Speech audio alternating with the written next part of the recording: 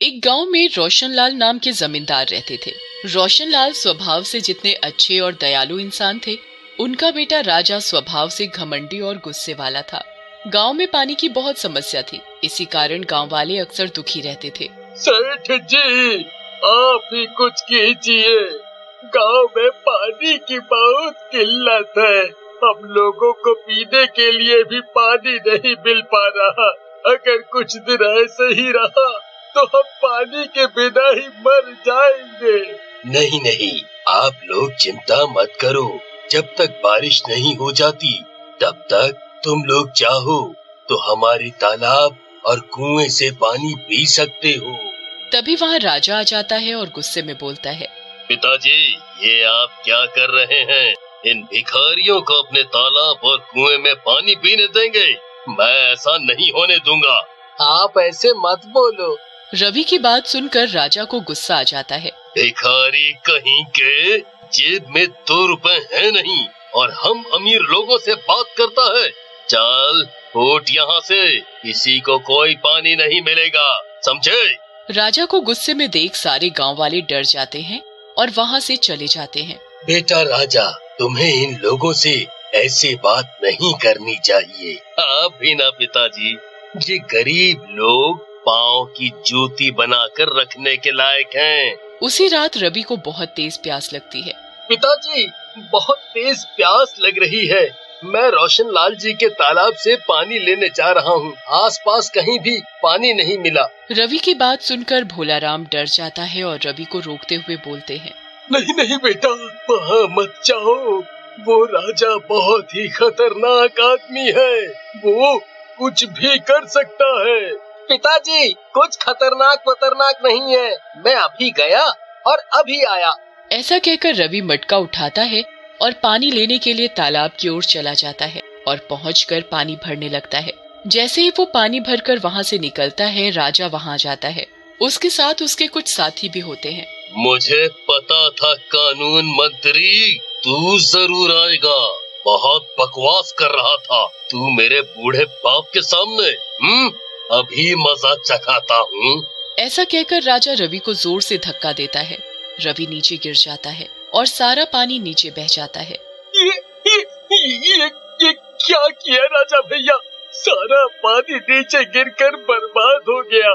ये हमारा पानी है, ये हम बर्बाद करें या पिएं? तू कौन होता है, भिखारी कहीं का? राजा और उसके बाकी साथी रवि को पीटने लगते हैं। उनकी पिटाई से रवि बेहोश हो जाता है। तभी राजा का एक साथी नईम राजा से बोलता है, राजा भैया, लगता है हम लोगों ने इसे ज्यादा मार दिया है। ये मर गया है।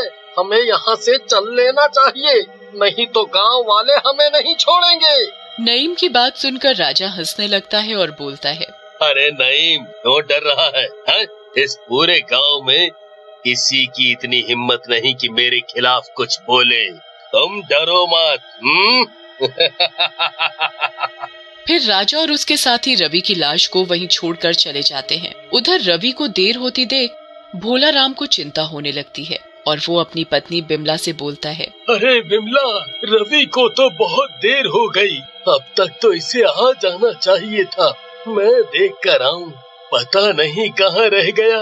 आप सही कह रहे हैं। एक तो ये लड़का किसी की बात नहीं सुनता ना। आप रुको, मैं भी आपके साथ चलती हूँ। अब एक काम करते हैं, गांव वालों को भी साथ में ले लेते हैं। फिर बिमला, भोलाराम और गांव वाले मिलकर राजा के तालाब की ओर जाते हैं। रास्ते में उन्हें रवि की लाश मिलती है, जिसे देखकर बिमला और भोलाराम फूट फूट कर रोने लगते हैं। ये तो मेरे रवि की लाश है। इस दुष्ट राजा ने मार डाला मेरे प्यारे रवि को। गांव वालों, देखो, कुछ करो। लेकिन गांव वाले कुछ नहीं बोलते। तभी राजा वहां जाता है। ये किस भिखारी की लाश है? चलो उठाओ इस लाश को और फूटो यहाँ से। पता नहीं यहाँ क्यों चले आते हैं मरने। राजा की इस बात पर भोलाराम को गुस्सा आ जाता है। ये भिखारी नहीं, मेरा बेटा है, जिसे तूने मारा है दुष्ट। मैं तुझे छोड़ूंगा नहीं। मैं अभी पुलिस के पास जाऊंगा। हाँ, पुलिस के पास जाऊंगा। कहाँ जाना है जाओ, अभी यहाँ से रास्ता खाली करो, नहीं तो सब गांव वाले यहाँ से अपनी टांगों पर नहीं जाएंगे। राजा को गुस्से में देख गांव वाले वहां से चले जाते हैं और भोला राम और बिमला भी रवि की लाश को लेकर घर आ जाते हैं।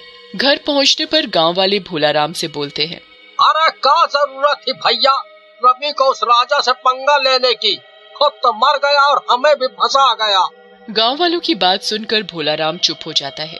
कुछ दिन बीत जाते हैं। भोला राम और बिमला भी गांव से चले जाते हैं। एक दिन अचानक गांव में बारिश होने लगती है। गांव वाले बारिश देखकर बहुत खुश होते हैं। भैया मजा आ गया, क्या बारिश है, वाह वाह वाह वाह वाह। अब पानी की कमी पूरी हो जाएगी और हमारी फसलें भी अच्छी होंगी। गांव वाले बारिश देखकर खूब खुश हो जाते हैं, लेकिन गांव वालों की खुशियां ज्यादा देर तक नहीं रहती। बारिश समय के साथ और तेज होने लगती है और पूरे गांव में बाढ़ आ जाती है। गांव वालों के घर डूबने लगते हैं। गांव वाले ज्यादा बारिश से परेशान होने लगते हैं। अरे बाप रे, ये क्या हो रहा है, इतनी बारिश कहाँ से आ गई, अब तो हमारे घर ही डूबने लगे हैं। अगर ऐसे ही बारिश होती रही तो हम सब इस बाढ़ के पानी में डूब कर मर जाएंगे।